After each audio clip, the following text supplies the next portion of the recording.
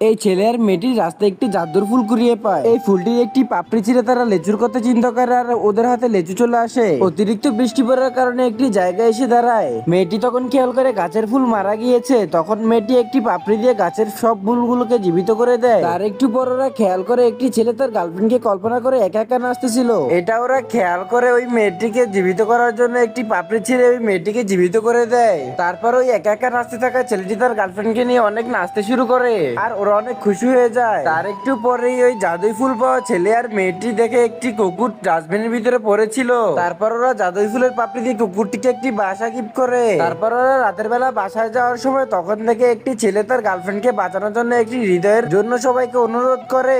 তখন ওই মেয়েটি তার জাদু ফুলের পাপড়ি দিয়ে ওখান থেকে চলে যায়। যাওয়ার সময় একটি ডাকাত তাদের উপরে হামলা করে। মেয়েটিকে বাঁচাতে গিয়ে ডাকাত ওই ছেলেটাকে মেরে ফেলে। তারপর ওই জাদুই ফুল থেকে একটি কালো মাস্ক পরা লোক বেরিয়ে আসে। কালো মাস্ক পরা লোকটি মেয়েটিকে কি বলেছে তা দেখার আগে চ্যানেলে একটি লাইক আর একটি সাবস্ক্রাইব করে দিবে। কালো মাস্ক পরা ছেলেটি বলে মেয়েটির জীবনের বদলে ছেলেটির জীবন ফিরিয়ে দিবে। সাথে সাথে মেয়েটি রাজি হয়ে যায় আর ছেলেটিকে জীবিত করে দেয়। আর তার একটু পরেই মেয়েটি গায়েব হয়ে যায়।